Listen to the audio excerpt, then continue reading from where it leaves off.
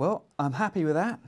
So now I'll go and do the buildings, and hopefully by the time I've run these buildings across the horizon, this will be dry. If not, I'll go for it with the hairdryer.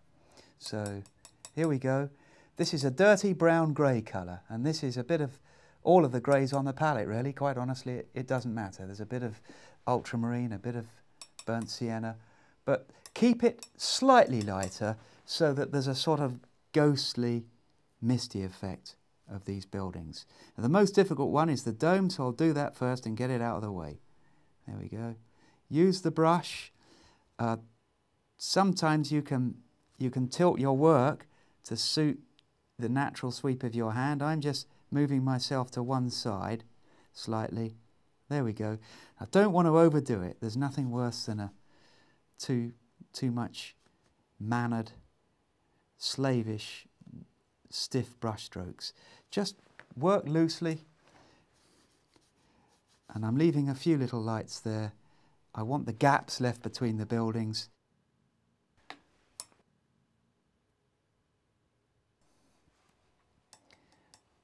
There we are. There we go, slightly lighter. Get that distant feel. Now we're just going to let the brush speak. Few chimneys. I don't know what it all is. That's the top of a building. It's probably an air conditioning unit on the top of a block of flats. And there's just a typical little townscape. Look, a few little brush marks for chimneys. All sorts of stuff going on. It's so complicated you could sit there and try and do an architect's drawing forever, but in a few seconds you can quickly model across a horizon, a townscape, and look at that. The brush just gets those effects so naturally, so beautifully. This is a sable brush. I find them really easy to use. The fibres are naturally designed to work moisture to the tip. They're absolutely perfect.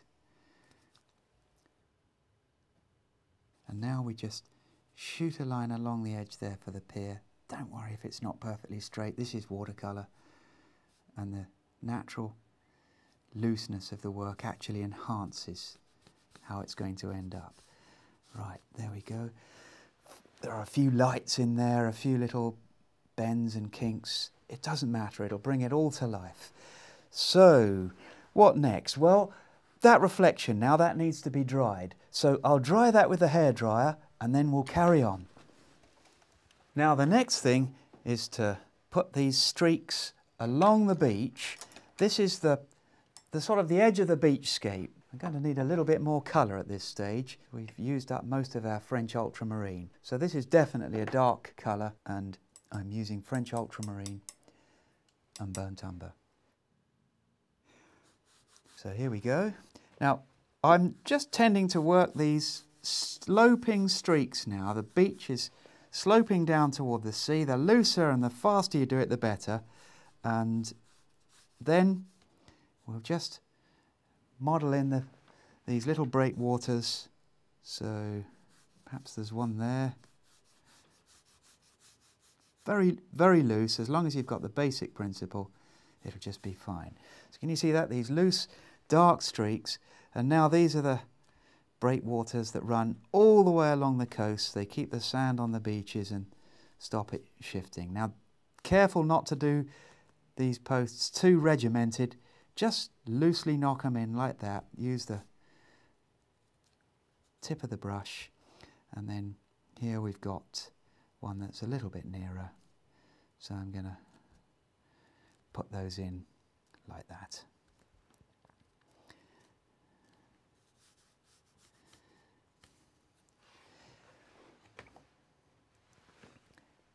And then perhaps where the sand and the mud is dragged across the beach, there are streaks of stones or puddles of water. So this gets the feel of the beach receding into the distance. Now notice as I paint these sort of horizontal swathes, you can't even always see what they are really, but they're thinner in the distance and broader and fatter nearby. See? And that's just a dry brush streak across the beach. And then perhaps we do one like that, nearer, pressing the brush down a little bit harder. We'll let these dry and we'll do the final part of the painting. Well, there we go, that's dry. Now we're going to do this little family walking across the beach. A few years ago I did this sketch of a family and here it is. Now, I've used this drawing very directly and put it straight onto the paper.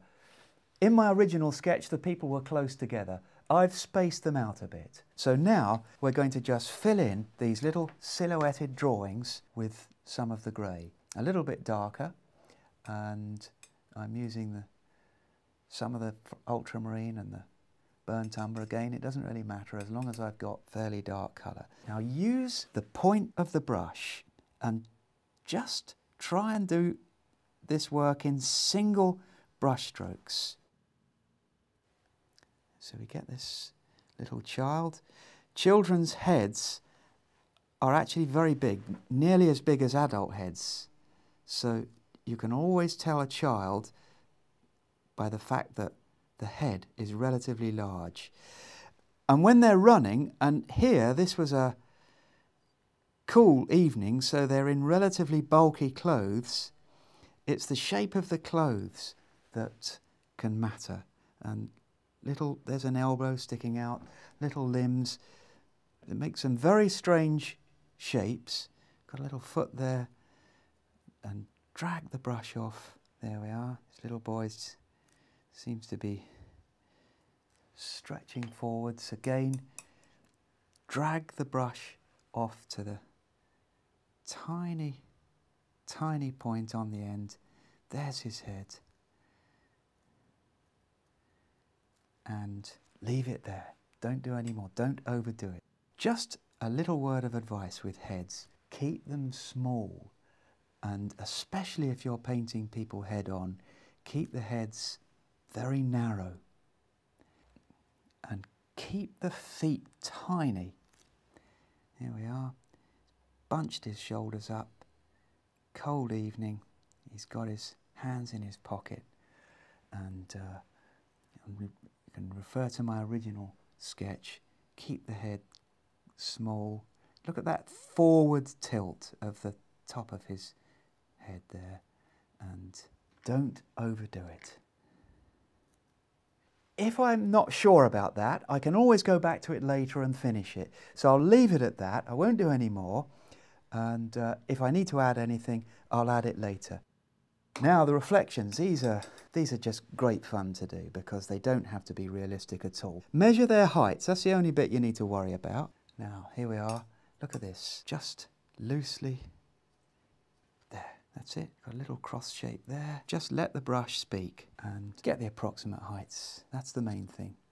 You can just put a little bit of beach underneath them here and there so they're not hovering. But do you notice how their feet don't actually touch the reflections? It's as though they're floating across the sand, but that will give the impression of movement. On with the next bit. We just want to put a little bit of detail into the town, so not too dark. That was a little bit dark. I'm just going to model some darker detail here and there. It's almost taking the mickey really. You just put these darks and there we are. That's our town. Just a bit of detail in here and there. Now what I'm going to do is get a piece of paper as a stencil and I'm going to put it across the beach and I'm going to spatter colour across. Now the way to do this is try out the brushes and see what works. So I'm using a bigger brush here. Horizontal spatters. Can you see that? Like that? Look at those marks there. Try and keep them horizontal. Look, I'm going to move this lovely clean watercolour paper out of the way. So we don't want to wreck anything more than we have to. And here we go. Spatters across the beach. Lovely. Big ones in the foreground. Now we work up and we go to a smaller brush. So we put this one away, go to a smaller one. Doesn't matter if they go on the people because it's all silhouetted. Look at that, small spatters. So we've got a feeling of distance.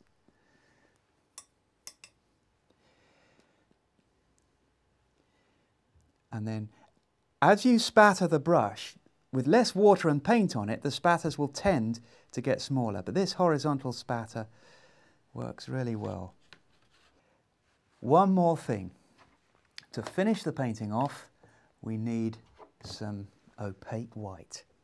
Now we're going to paint the little lights along the seafront. So here we go. We're going to have a row, perhaps of street lights. So the lights, to read, to look like what they are, you can do a little row. Now they dazzle, so they've got large, bright, white lights, but they're quite blob-shaped. So there we are, a few street lights going along the seafront, and then perhaps some more lights in the distance. And then, just in the middle of the blob, mix a bit of yellow. So for yellow light, you start with the white, that's the principle, and then you put the yellow. You can put the yellow around the outside, and there you go. So we've got a little bit of yellow, or you can just blob it on. We've got this thick yellow now, so we can just paint perhaps a couple of windows, and this will bring it all to life. So we've got our townscape. One more thing to do, we just remove the tape. Now, here's a piece of advice for you. When you pull the tape away, pull it backwards, pull it away from the image. See, that's more or less at right angles. Why is that?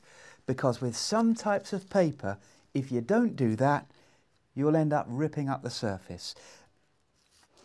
And there we go. A sunset on a beach, muddy colours, strong contrasts, and it looks just fine.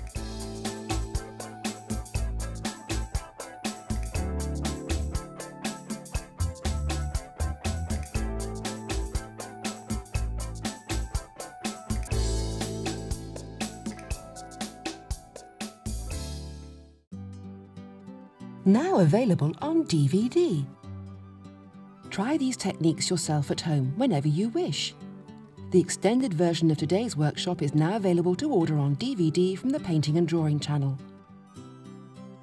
For further information and to order your copy, go to www.paintingdrawingchannel.com.